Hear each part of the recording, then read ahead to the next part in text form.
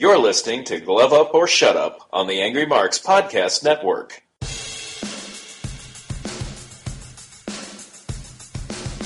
You're listening to Glove Up or Shut Up on AngryMarks.com with Peter H. and Stevie J. Find them on Twitter at HardcoreCDN and at AngryMarks. And now, for all news, reviews, and interviews in mixed martial arts, it's time for Glove Up or Shut Up from AngryMarks.com. And welcome everybody to another episode of Glove Up or Shut Up right here at AngryMarks.com. My name is Peter H. I'm joined once again by my co-host from Omaha, Nebraska, Stevie J. We have a lot of things to talk about. We had Bellator 159 in Mulvane. We had Shevchenko versus Holm in Chicago. We have the continuing fallout of Brock Lesnar's drug test failure. And if that wasn't enough, we got at least 3 cards coming up this weekend. Maybe more than that, but I know we've got Invicta 18. We've got World Series Fighting 32 with 2 world title rematches. And of course, UFC 201, Robbie Lawler versus Tyrone Woodley. Peter, how you doing? I'm doing good. I apologize for running the show a little bit late tonight. I had a surprise visitor at my door. It was USADA for a surprise drug test. See, no, I thought that was your cable man that showed up and surprised you. I'm not that lucky. I don't know. I'm just, all the talk about drug suspensions and everything else, it was quite the news week the past week. If you listen to last week's show, talking about Brock Lesnar. Let's start the news there. Stevie, is there anything new on the Brock Lesnar estrogen blocker fiasco? Has the second sample come back yet? I don't know that the second sample has been publicly published, but we've got confirmation from MMA Fighting and about a dozen other sources that he did indeed test positive both times for the same thing that John Jones tested positive for, which was the estrogen blocker. And since it's all but confirmed, we don't even need the results back of the second sample at this point because it's a known unknown. Like everybody already knows before it comes back. And if there is a suspension, and yeah, I know it's a big if right now, but if there is a suspension, it's retroactive to the fight, correct? Yes, and the result of the fight is then overturned to a no contest, which means Mark Hunt didn't lose that fight. He didn't win it, but he didn't lose it. And the more interesting ramification, as far as I'm concerned, is that WWE has already decided, no matter what the NSAC does, they are not taking Brock Lesnar out of SummerSlam. Actually, if you want to talk about WWE just for a second, there was rumors that before the drug debacle, I guess you could call it, he was rumored to be the number 1 draft pick on Raw. Yeah, I think they bumped him down, reslotted him because of that, but they've bumped down other people for that as well. Roman Reigns was originally supposed to win the main event of Raw last night and go on to face Seth Rollins for the Universal title at SummerSlam, and because of his 30-day suspension, that got nixed. Alright, so let's talk about Mark Hunt. You mentioned his name earlier. Oh, he kind of went mad. off, didn't he? Yeah, Ariel Helwani got an earful, and it wasn't directed at him. It was directed at UFC. Like, don't take this personally, but, and then and Helwani must just sat back in that chair and let him go. Just let him go. Yeah, it was a epic rant for the ages, and my favorite part was when he called Brock Lesnar a gimp. That's one name I would never call Brock Lesnar. That's not a word you would throw Brock Lesnar's way if you were 5 feet away from him. He'd rip you in half like a phone book. And with a grin on his face to boot. No doubt about it. But Mark Hunt ain't afraid of nobody, and certainly not Brock Lesnar, so he's gonna say whatever the hell he wants. He sure did. Highlights of the interview include a mass call for a fighters union, and I believe, I'm pretty sure I have the quote down here, Stevie. Let's see. Fuck the UFC and fuck the company. And I'm sitting there going, he didn't say that. I had to rewind the video clip to make sure I heard what I heard, because someone who is a company that's under new management, so to speak, Do they want someone like Mark Hunt on their payroll, on their roster, who says these words? Like, I get he's mad. I get that the last 3 fights he's had, the opposition have popped for drugs, but he is just one frustrated heavyweight fighter. Yeah, I mean, you look at it from his perspective, Bigfoot Silva needed testosterone therapy to fight, but he won that fight, so hey, no big deal. And Frank Mir popped after the fight, so yeah, but he won that fight too, so no big deal. But now, third straight guy that either was or used to be using performance enhancers, and I think you're right. It's like, after 3 straight guys, I'd be as cheesed as he is, even though he won 2 out of those 3 fights. And technically, he didn't lose the third once this all comes down in front of the Nevada State Athletic Commission, but that'll take a little bit. Yeah, it's just the waiting. It's gonna be painful.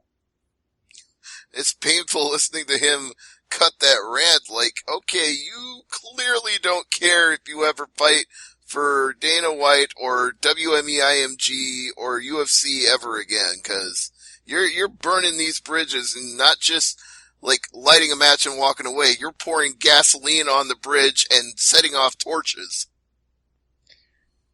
One thought I had after the interview, and I know, it's speculation, but what do you think the odds are of him going to, like, Bellator, for example?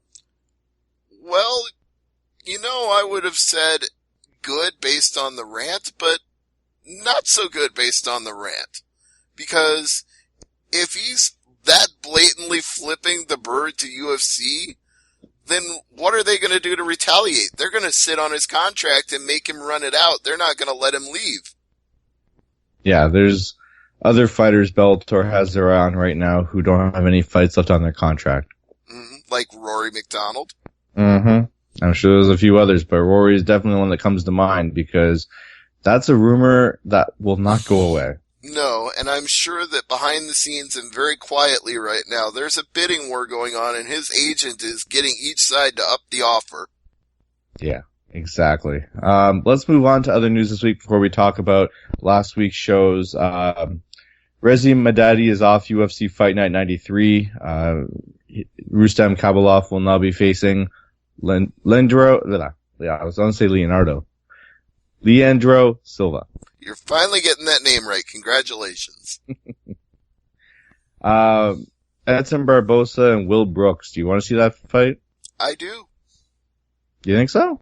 I think that'd be a hell of a fight. See, I'm a fan of Will Brooks. I'm just Barbosa. Ooh, that's their first real test. Well, we're kind of jumping ahead with that, but yeah, he's in the news. He did some newsworthy things. Henry Corrales and AJ McKee have been added to Bellator 160. That's right. And that's not the only featherweight fight they added to Bellator 160. Oh, I thought you were gonna go. Is it, what's his name, Baby Slice? Yeah, Baby Slice has been added to that card as well, but his opponent has yet to be determined. But yeah, this card now has 5 fights in total. The main event is the number 1 contender's lightweight fight between Benson Henderson and the former featherweight champion Patricio Pitbull Freire. Then we have featherweight fights between Georgie Karakhanyan and Bubba Jenkins, and as you mentioned, AJ McKee and Henry Corrales. We've got a lightweight fight with Sadawad facing Derek Anderson, and as you mentioned, Baby Slice versus to be determined. Oh, that TBD's a tough guy. Of course. There's talk of a Melvin Gillard-Paul Daly fight. Yeah, actually, Gillard, we're again jumping ahead here, but Gillard started promoting the fight at Bellator in Mulvane, so some text says he's interested. He said on Facebook that he's never been the kind of guy to turn down a challenge, and that sounds like a good opponent to him. There's a story out there that Japan's Pancrase promotion is still looking to have a show in Vegas. What's that? I didn't say anything. I was waiting for you to tell me the rest of that story. Pancrase outside of, well, let me rephrase that. Pancrase in North America, is that just a show to just for the hardcores? Like, does this have any chance of attracting any casual fans whatsoever? The only way this works, if you want it to be more than for the hardcore, is if they have it distributed via UFC Fight Pass. Yeah. No, that's a great idea. Yeah. It'd be a great addition to another notch in their belt, so to speak. Mm-hmm. All right, so we talked about Bellator 160. All my notes say Bellator 160 on the side. That's not good. Yeah. All right, so the rest of my news relates to what happened this past weekend. So let's talk about UFC on Fox, the big show, if you can't see the air quotation marks, with Holm against Valentina Shevchenko. Shevchenko. Yeah. Jeez, Peter, you continue to amaze me. Being the hockey fan that you are, a name like Shevchenko shouldn't be that hard for you. Hey, if the name was like Sandine or, Antropov, I'd be fine, but. Alright, let's see here. Main event, Holm going into this fight, never lost back-to-back fights in her combat sports career. That includes boxing, and that includes MMA. UFC. Yes. Or MMA, sorry, yes. And that streak was, snapped. 49-46, all three judges. Is this an upset, or do you think Holm is what some people are calling now a flash in the pan? Well, I don't think you can call a boxer of her repute a flash in the pan, because I think flash in the pan as far as MMA is concerned. I don't know, maybe she got a couple of close wins early on in UFC, and then she just overwhelmed Ronda Rousey because Rousey is not a boxer and wasn't prepared for that kind of fight. I wouldn't say she's overrated, but maybe she achieved more in close fights than people realize, and now that's starting to bite her in the butt on the opposite end, that now she's getting tougher competition than she used to, and as she said in her post-fight interviews, it's not that she's not capable of fighting at that level, she just has to improve her overall game and just avoid all the distractions and the doubts, because now that she's lost to two people, now that she's lost to Tate and Shevchenko, she just really needs to refocus and get her mind right. I saw photos of the post-fight press conference, and she looks like she was in a fight. Like the photos there, like she looked frustrated, but she also looked like she was in a fight. Yeah. No, Shevchenko was, if anybody is rated one way or the other, I think Shevchenko was underrated coming into this fight, because she's a kickboxer and a boxer in her own right, and one mean SOB of a Russian. You know what? She deserves all the credit for winning 4 out of 5 rounds in that fight, because like you said, Holm did not look like she had gone pitter-patter with a softie. She had gone in there and scrapped with somebody who out-scrapped her.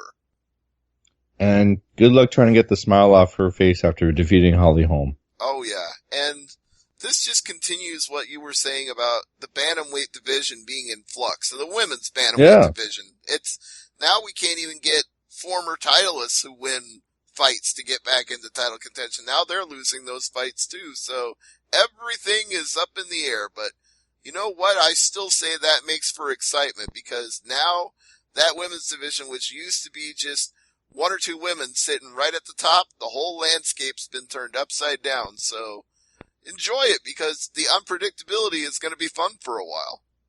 Upside down and sideways, and I swear some fights now, you can throw the records up, it's going to be a coin flip. Well, I honestly didn't think it was a coin flip. I picked Holm to win, as did nearly everybody on the Wrestling Observer panel picks, so... No, but what I'm saying is you take the record, you take everything before the fight, throw it out the window, because what the general perception is, oh, well, this fighter's going to win, this fighter's going to lose. In the women's bantamweight division, you can't do that. It's so unpredictable. I still think there are probably some fights in the women's bantamweight division that you can make solid guesses on. If you're putting the number 1 woman in the division against the number 15 woman in the division, you can still safely bet that's going to be a win. if you have two fighters in the top 5 fighting, then anything goes. Yeah. That's my point. It's like top 5, maybe top 10, but I'm not saying 1 versus 50. This is not like a DJ situation where they got to go to one of the very lowest seeds in the rankings. He hasn't beaten twice already. I do think we're getting to that point where in another 6 months to a year, we're going to know a couple of the names that are right there at the top that will have firmly established themselves. Now, whether that's going to be Nunez or Shevchenko, who can say? But somebody is going to end up dominating that division at some point here. It's only a matter of time. And who knows? Ronda Rousey could come back and shake things up in her own right and rock it back up to the top. You never know. Yeah. She should have the promo, like the commercial teasing a return and, can you hear me now? Oh, no, wait, they've already done that. Never mind. Yes, let's talk about the co-main event. Since we already mentioned Edson Barboza, he had a very one-sided fight with Gilbert Melendez, who, at this point, I think we can both agree the writing is on the wall. I was hoping there'd be more of a fight here from Melendez, and Barboza just shut him down. Absolutely, and this is the 3rd straight fight he hasn't looked good in. Anthony Pettis, Eddie Alvarez, Edson Barboza. This is not a relevant guy at lightweight anymore, and it sucks to say that. Oh my God. That hurts to say that. Yeah, this is the former Strikeforce champion, former UFC champion, but in a very short amount of order, that all those years of fighting have finally caught up to him, and it's the same thing we saw happen to Chuck Liddell at light heavyweight. He was so dominant for so long, and once he took that first big L, everything was just downhill after that. Well, let's move on to Francis Ngannou against Borjan Milojevic. And the amount of time we spent talking about the previous fight was pretty much the amount of time in this fight. This was a one-sided ass whipping, and Ngannou, boy, that dude is jacked. 94 seconds, Stevie. Yeah, he's like 6'4", and I forget how much he weighs, but he's built like a brick shithouse. Yeah, and he passed his drug test. I'm not saying he wouldn't have. I'm not implying anything by saying he's built like a brick shithouse. I'm just saying, you talk all the time about how the heavyweight division, nobody's going to come along and just dominate it because guys have fragile chins and there's unpredictability at the top, kind of like the women's bantamweight division. But you know what? Give this guy Ngannou a chance. I mean, that's only his first, major big win on a really high profile spot, but he's won 3 fights in UFC overall. His only loss is like 2013 in France. It's like this guy looks like a guy that's on a rise with 7 wins in a row now. I mean, what do you want me to say here? I mean, Ngannou is, I think one more fight here and he's the real deal, but a real fight you really can't, a real fighter's potential you can't get from 94 seconds. True. But, I mean, again, the way he's just going through the guys that he's beaten in UFC, all first round or second round, now is the time where he gets a top 15 guy. Maybe the bottom of the top 15. I'm not saying a name. I'm not even asking you to say a name. I'm just saying he's earned a crack at the top 15. I'd like to see him go into the 3rd round. Like, does he have the stamina to fight a full 3-round fight? Not saying go to the judges. I'm just saying have him go deep in the water, so to speak. I can see your point, but I'd rather he train like he's going to go 5 rounds and still knock people out in the first. Like, go ahead and put in that work in the gym. Plan for it. Execute it, because it still has positive benefits. Even if you don't go to the 3rd round, just having that gas in your tank is going to help you have a better performance. All right. Well, let's go on to the last fight on the main card. Felice Herring against Kaylin Curran. Called it. Did you ever? Yeah, I was one of only 2 people on Observer who picked Felice Herring to win this fight.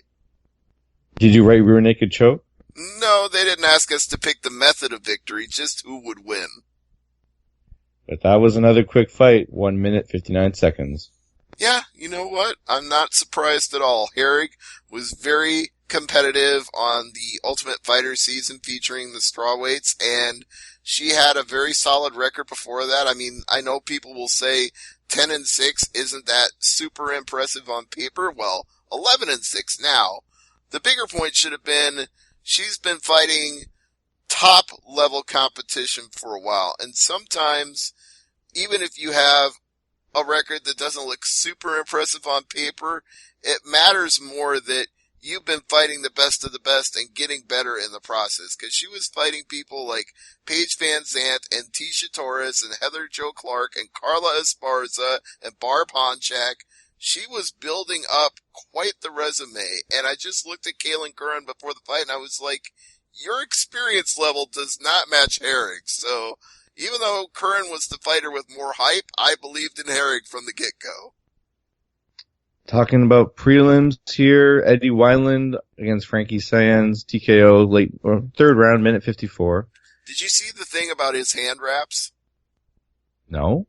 The guy hates hand wraps. He only puts them on because the athletic commission forces him to. So he had the most minimal amount, like one layer of tape around his hand, and that was it. I've seen like hand wraps extreme on the other side, but not minimized. Yeah, no, this guy would prefer to have nothing at all and only puts it on because the athletic commission tells him to. Like, read the commentary on Twitter. It's him and Jonathan Wait. You want me to read the commentary on Twitter? Let me finish and you'll understand why. Because the conversation about his hand wraps involves friends of ours and people I've interviewed. It was him and Jonathan Snowden and King Mo Lawal. Okay. So it's a good read on Twitter, and lots of fans were tweeting back at him like, don't you ever get broken hands fighting like that? He's like, nah, I've been sore, but I've never broken my hand. Well, and he didn't break his hand here, so obviously it works for him. If anybody got broken here, it was Frankie Saenz. Yeah. Another fight that surprised me on a prelim card is Darren Elkins and Godofredo Pepe. One-sided butt kicking is another description here. Yeah, not surprised by the result, especially that one judge had it 30-26. There was definitely a 10-8 round. That wasn't the most lopsided. Yeah, you're talking about Kamaru Usman and Alexander Yakovlev. Oh god, this fight, 30-25 across the board. I was hoping for a 10-7 on one of these rounds. You know, there was another fight that was like that in the Fight Pass, Oliveira and Muntasiri. There was a 30-25 from one of the judges in that fight too. And, Michelle Prazeres against JC Cottrell, 30-26 on one of the judges' scorecards there too. I mean, we saw some really one-sided fights here. This is sort of indicative though of what the scuttlebutt has been with, judges and commissions and the Unified Boxing Authority, whatever their name is, I can't think of it off the top of my head. The ones that originally came up with the 10-point must scoring system, that apparently they're trying to convince everybody across the board now 10-9 is no longer effective. If there's a one-sided round, you need to go to a 10-8 on your scorecard. Do you think we'll ever see 10-7s? That was actually discussed during Bellator 159 on commentary, and if we see widespread adoption of 10-8s by judges in rounds that are one-sided and dominant, then eventually you're going to get some 10-7s because there's going to be rounds that are so one-sided they should have been stopped and weren't, and then you'll have to score it at 10-7 because there's no other conclusion you can come to after that. All right, well, let's talk about Bellator Show 159 from Mulvane, Kansas. That's Caldwell right. and Tamanglo. Yeah, just call him Baby Joe. Baby, yeah. If you haven't seen a picture of this guy yet, folks, there's a reason he's called Baby Joe. Yeah, he's got a baby face, and he's got a big old ponytail, too. And the infamous 8-pack of abs. Yeah, well, that's why he's got the nickname the Juggernaut as well. See, I like the Juggernaut. That's a good one. I love the X-Men tie in there. I like it. It's a good, solid nickname. Well, he was definitely a juggernaut in this fight because Caldwell, it just wasn't going his way. Taimenglo was stuffing a lot more takedowns than I would have expected in a Darian Caldwell fight, because usually he goes out there and dumps people on their ass. I mean, he did that to Joe Warren, one of the best wrestlers on the planet by his own definition, but arguably by a lot of other people's as well, and he manhandled Joe Warren. So going into this fight with Joe Taimenglo, I was thinking, yeah, probably no problem for Caldwell. He probably dumps this guy on his ass and hammers him, but it wasn't working out too well. He was getting him, he was not getting him. It was, about 50-50. And then going into that third round, he thought, I'm just gonna take this guy down right off the bat and ice this thing and hopefully get the judges' scorecards. But Taimenglo saw him coming and caught him in a guillotine choke, and it only took 9 seconds of that round before Caldwell was like, I'm fucked. Well, it was like, are you ready? Are you ready to fight? And it's like you blink and you're like, uh-oh. And there's a tap. It was the classic wrestler mistake. We've seen it happen in so many fights where they're just so committed to that takedown that they don't even consider that they're going to get guillotine choked by charging right into that arm. Even more dangerous than that is the, I want to say, was it Bellator with Lashley with going for a takedown, and he got punched right in the face at the perfect moment and got knocked out, and they had to stretcher him home? That was not Lashley. That didn't happen to him. I think you might be thinking of his opponent, but not him. Okay, I remember someone going in for a takedown and getting knocked out like really badly, and I could have swore it involved them. He was fine backstage, and then they showed him later on getting stretchered out of the building. That doesn't surprise me, but I'm not sure the example you're trying to set here, because you mentioned Lashley, and that's not the guy that comes to mind. So you're thinking of somebody else, I'm sure of it. But let's move on to Melvin Guillard and David Rickles. There's someone that, man, that was a surprise. Yeah, we all basically felt that Guillard was done. I almost insinuated it when I interviewed Rickles. I asked him if this was a gimme fight. I guess. I mean, Rickles is the fan favorite, but to Rickles' credit, he put over Guillard as being incredibly tough. He said, you don't want to let that guy hit you with a 5-piece combo. No. And he wasn't kidding about that, because that's exactly what happened. They got clinched up against the fence, and Guillard just caught him with a really nice hook, and boy, Rickles was out of it after that. So, I mean, do you think Rickles has a job in Bellator for life? You know what? He's popular enough that they could always use him on a card in Mulvane no matter what. But it's just, I even asked him this in the interview, going back to that again. Go to MMAmania.com or YouTube.com/AngryMarks.com for the audio portion. But I said to him, it's been tough stringing together 2 wins in a row. Do you think that's going to change now? And he's like, oh yeah, of course. I'm going to go out there. I'm going to beat his ass and blah, blah this and blah, blah that. But didn't work out that way. It's another one of those cases where he wins one, he loses one. He wins one, he loses one. I wouldn't release the guy because, like you said, he's a fan favorite. He's popular, and especially in Kansas, they love him there. But it's the lack of consistency, if you're a David Rickles fan, is really, really frustrating.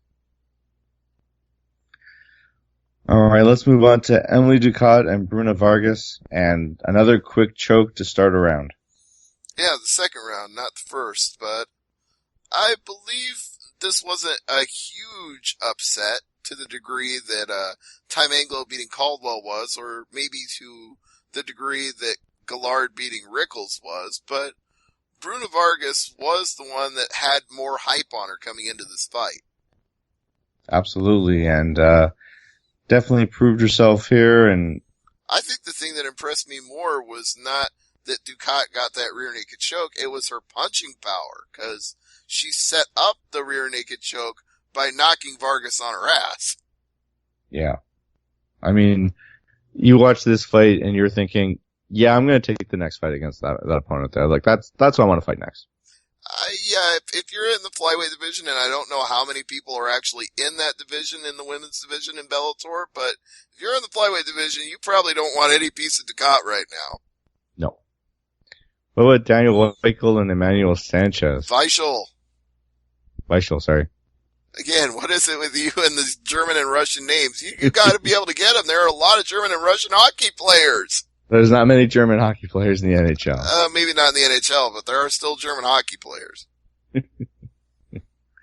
All right, split decision here. Did the right person win? Absolutely. Weichel was the more effective striker. Sanchez was trying to play the counter game, and he just wasn't landing shots nearly as often as Weichel was. Weichel was, even though Sanchez countered well, he just didn't score often enough or land the harder shots, and Weichel was tagging him pretty darn good, and just looking at the two of them, you could tell who won. All right, and is there anything on the prelim card that caught your eye, or should we move on to this week's action? I'd say Philippe Lins and Guilherme Viana, since that got bonused onto the broadcast. Watch that one. The first round, you could fast forward through. They were both feeling out the range. Neither one was very confident, so that's 5 minutes you can skip. But that second round only lasted 73 seconds, and Lins just blasts him with a perfect shot. So if you like TKO finishes, go out of your way to see that one, because Philippe Lins looked really impressive in that. And Viana was a tough guy, so he was taking him seriously and didn't want to get caught by anything. But the more I see of Philippe Lins, the more I think that Kelly Anderson fight was kind of a fluke, because he blew out his knee. Maybe he would have won that fight if he hadn't, but looking at Lins now, again, you talk about you wouldn't want that guy as your next opponent. If you're in the light heavyweight division, you probably don't want any piece of Philippe Lins right now. What about the submission offense of Johnny Marigo? That's pretty good. I mean, when he had him in a choke so tight that Riley had to verbally tap because he couldn't tap out with any limbs on his body, then fine. Yeah, that's pretty good. But I don't know what that means for the future, because neither one of those guys really has the name on them. So we'll see where Marigo goes from here. I always find it impressive when you have to make your opponent verbally submit because they physically can't. That shows to me you got your butt kicked. Yeah, I mean, it was an impressive finish, but I just can't say what it means for the future, because, I mean, really, it's a prelim fight with a guy that nobody's ever heard of. Obviously, it helps that he won that fight, but, I mean, who do you match him with? He's only got a 2-0 record. Where do you go from there? Well, his next fight will be very telling. I'm not sure who you put in front of him, but, it's a case where I think you give him not like a top 15 or something like that, but someone where a victory there could show, wow, this guy is a star on the rise. But if you have no real big names on your short record so far, it's hard to really gauge that. But let's just say you find out he's not going to be fighting anybody in the top 10 of the bantamweight division anytime soon. That's my whole point here. He's going to be a prelim guy for a while. Exactly. But I see potential. Yeah, potential. That's fair. All right, let's move on to UFC 201 from the Phillips Arena home, or former home, I should say, of the Atlanta Thrashers. Atlanta, Georgia, main event, Robbie Lawler and T. Wood, Tyrone Woodley. All right, Peter, what's your prediction on this fight? I'm going by Lawler's recent fights, and, I just don't see him losing this fight. I see Lawler winning again. I'm going to say second round. I don't know if it'll be that fast.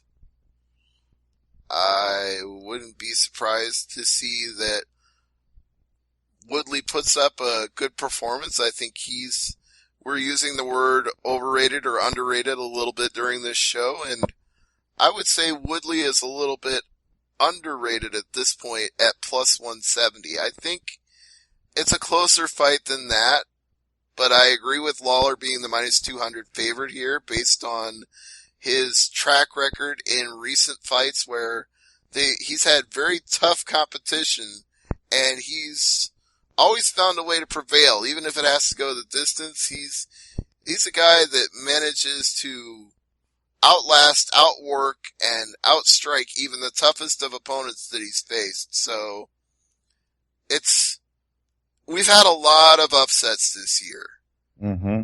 And It's only August. It's only like August is right around the corner. We've had so many upsets. I know, right? That's why I'm saying, if you're a betting man, you might as well put 100 on Woodley, because you just never know. But I'm going with Lawler. All right, and what do you think about the undefeated Carolina against Rose Namajunas? Well, Rose is minus 230, and that sounds right to me, because I'm not saying Kowalczyk isn't a quality fighter, and you already mentioned her record, so we got to give her that. And I mentioned Heather Jo Clark as a tough woman when we talked about it earlier, so, you know, if I'm rating her as tough when Felice Herrig fights her, I got to rate her as tough when Kowalczyk fights her, and she won a unanimous decision against her, and did the same with Marcos as well. But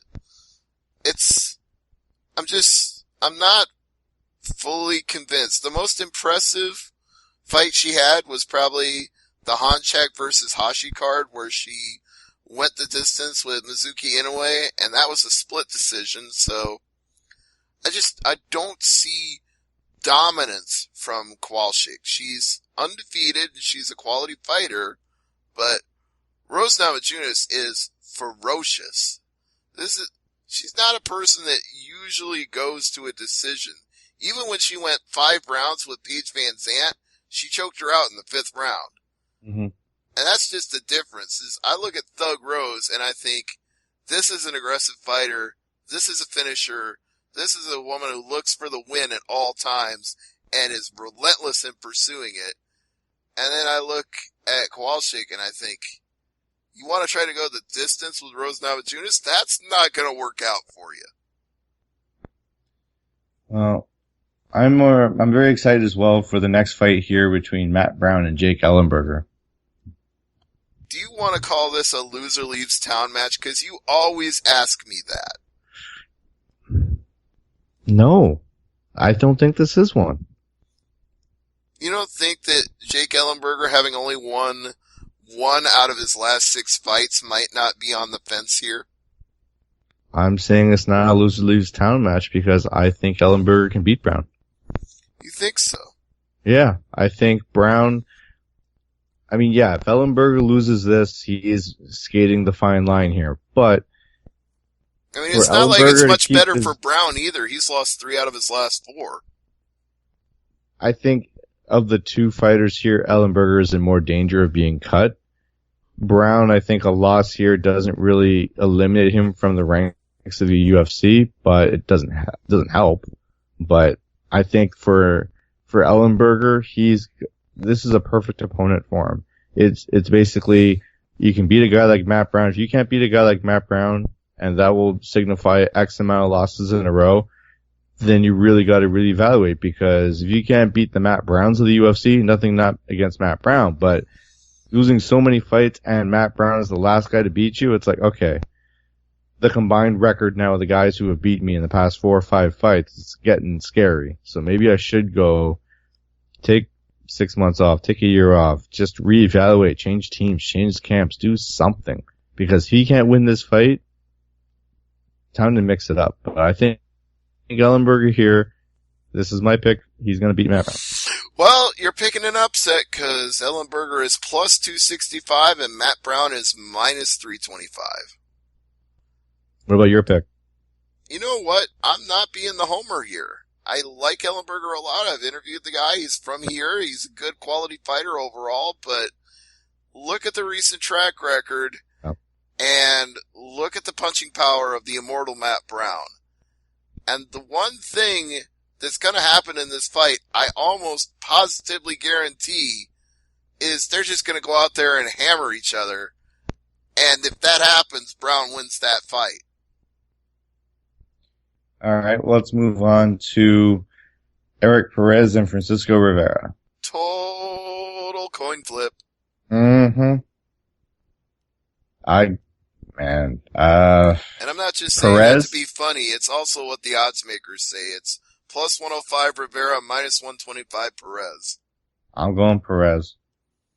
You've got reasonable reason to do that. He's won 2 out of his last 3, although you stretch it out a little more, 3 of the last 5 doesn't sound nearly as impressive, and he lost to 2 guys that, well, 1 guy out of the 2 is on the rise, in Brian Caraway.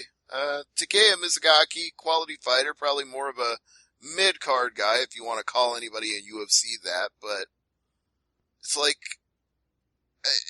Perez is good, don't get me wrong, but how much do we take away from beating, like, Byron Bloodworth and Taylor Lapalus? I mean, these are not the cream of the crop guys in the bantamweight division. And Francisco Rivera, even though this is a coin flip fight with odds makers, and even though his record is a lot more shoddy of late, this is a guy who was definitely, at one point in time, a top contender right there at the cusp. And if you look at the people he's lost to, well, the Uriah Faber fight, there was some controversy about that.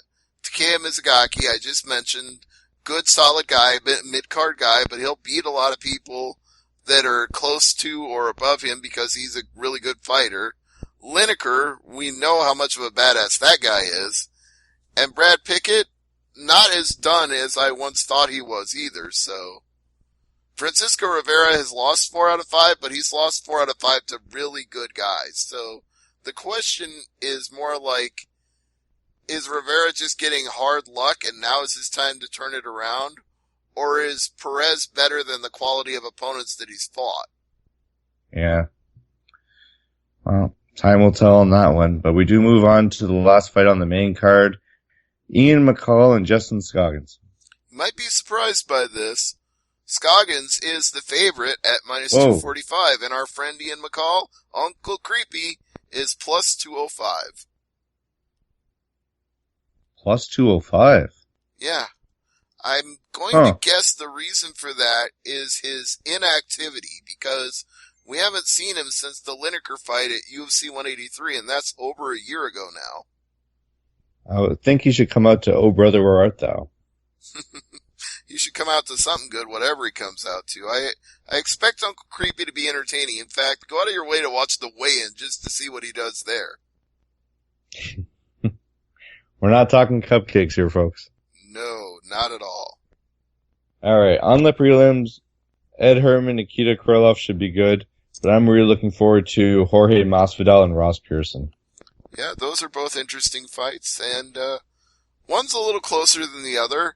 Krylov is a slight favorite at minus 155, Ed Herman plus 135. Masvidal's a little more of a favorite with Pearson, minus 230 to plus 190. Are there any other fights on the prelims that catch your eye? Because this is a very, I'm not going to say stacked card because we said that for UFC 200, but there's a number of really interesting fights here. There's a couple that I think are potentially telling for their respective weight classes. Like, I'd say the Wilson Hayes and Hector Sandoval fight, that's a quality flyweight fight where you need to see if Wilson Hayes can get some momentum, and he's minus 320 in that, so if Sandoval came back and won at plus 260, that'd be a pretty significant upset. And heavyweights, Anthony Hamilton, Damian Grabowski, I like that fight as well. Virtual coin flip with the odds makers, minus 115 and minus 105. So, yeah, there's some good fights here on the prelims that I look forward to. I'm just wondering if, like, the big names on top, does that, how do I say this? Does the main event overshadow what could on paper be a very interesting undercard? I'd say that's an inevitability given that Robbie Lawler is defending the title. You would expect him to overshadow everything else, but that's okay because if some of those guys on the prelim go out and have an absolute scrap and get a fight of the night bonus, then more power to them. Well, I'm just, how do I say this? I'm looking forward to it because after the disappointments of John Jones and Brock Lesnar, I'm looking forward to some positive MMA fights and some positive entertainment, so to speak. Not entertainment as sports entertainment, but you know what I mean? Enjoying fights for the sake of being fights. I want to fall in love with the sport all over again. Right. You don't want anybody to come out with a PED test between now and the fight's taking place, or anybody to get popped afterward. You just want everything to go right. Exactly. And I'm just looking ahead. I got this date circled on my calendar. August 27th. I do want to mention that. That's the show in Vancouver, British Columbia, UFC on Fox 21. Definitely a show I'm looking forward to. Damian Maia, Carlos Condit. I've had a week to think about this one, Stevie. That's a fight, like, the hardcore should really circle on their calendar. Yeah, Maia and Condit is a barn burner. No question. Mm-hmm. Get your tickets now don't you dare miss it, as Billy Red Lions would say. You got it. Alright, so that's gonna do it for the show this week. Is there anything on your list I forgot to mention there, Yeah, Thought? you totally forgot World Series of Fighting 32. Oh, yes, of course. Why don't you take the floor on that one? Well, we have 2 title fights in the main event and co-main event that are both rematches. We have Marlon Moraes defending the bantamweight title against Josh Hill. The story of this fight is that Marlon Moraes has not lost a single fight in World Series of Fighting. He's 9-0 in the promotion, and with this fight, if he wins, it would be his 4th successful defense of the bantamweight title. On the flip side, former Ultimate Fighter alum Josh Hill has only lost 1 fight as a pro, and that was to Moraes. So, he's gunning for revenge in the rematch. Can he overcome the odds and beat arguably the most dominant champion in World Series of Fighting other than the lightweight champion Justin Gaethje? So tune in Saturday night on NBC Sports to find out, and also tune in to find out if Lance Palmer can take back the featherweight title from Alexandre Almeida. It's going to be a very close fight because last time it went to the judges 48-47 across the board for Almeida. Lance Palmer's going to look to turn that around and try to get the title back, but he's going to have an uphill climb because Almeida is a bigger, taller, heavier man, and that was problematic for Palmer because there was only a couple of rounds where he was able to get Almeida down to the ground, and takedowns are a specialty for those team alpha male guys, but he was having a real problem with it, so we'll see if that changes in this fight. And of course, the fight that you've been talking about, Peter, the one that you're looking forward to, brother versus brother at a catchweight as Carlos the Future Fedor fights Ben Phoenix Jones Fedor. It's going to be very, very interesting, but they're adopted brothers, correct? I believe they are not blood kin, but something like that, yes. They should just call this the brother from a different mother fight. You keep using that line, and I'd have to talk to Phoenix Jones again to confirm the actual nature of their brother relationship, but I believe they are not blood brothers. That is the one thing that seems right to me. You look at them, they don't look like blood brothers either. I don't know if I want to have a fight against my brother televised for the world to see. Yeah, I don't think you want to do that. I don't know. I've never actually asked you this, but since you brought it up, did you and your brother fight as kids? We're very similar in age, so there were a few scraps back in the day. Blood was shed, stitches were made, yeah. Yeah. See, that's the funny thing is my sister is 4 years older than me, but if she pissed me off, that didn't stop me from getting in a fight with her. Just remember, jersey over the head and then punch. Oh, you got in hockey fights with your brother. How about that? Exactly. Oh, nice. All right, so that's going to do it for the show this week. Boss, what's on tap for Thursday Night AMP?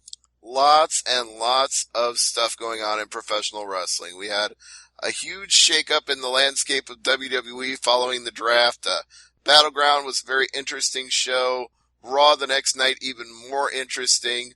Of course, we've also got the New Japan G1 Climax going on right now, so no shortage of topics. All right, I'm just getting a note here. There's an Invicta show, Invicta FC 18. There's been some changes, like we're talking late minute changes to this card. And of course, you've got your favorite referee in the picture here. I'm trying to Scroll down. The one with the braids down to his arms. Oh, you're talking about Mike Beltran. Yes. And that's nose hair he's talking about, not hair on his head. Claudia Ray has been pulled off the card due to paperwork issues. She's being replaced by Christine Stanley. Okay. And Talia Santos also has visa issues and is off the card. And Irene Aldana does not have an opponent, so now both fighters have been pulled off the card. All right, well, that's Invicta FC 18 in Kansas City this weekend, and if you're looking for something to do while you're waiting for World Series of Fighting 32 or UFC 201 to take place, check that show out on UFC Fight Pass. Speaking of UFC, they just announced a signing to keep one of their most popular names in-house. Joe Rogan has signed a contract to stay for another year in the UFC, but it will be a reduced schedule. Yeah, he was kind of hinting that he was on his way out the door if UFC was sold, so not a surprise. The new deal, I'm just seeing the details here. It's going to be one that eliminates international travel and working events on Fox. Okay, well, that's the news, and unless you're going to keep reading things off the ticker, you said that's our show for tonight. Oh, so. Yeah, no, that's the show, but that's interesting that he's been taken off Fox. I mean... Hey, the guy only wants to call domestic pay-per-views as many dues as he's paid. That's fine. Yeah, he's definitely paid his dues. I'm not saying that. All right, well, for Stevie J, I'm Peter H., the Hardcore Canadian. Thanks for listening, and as I always say, never leave it to the judges. Good night, everybody. See ya.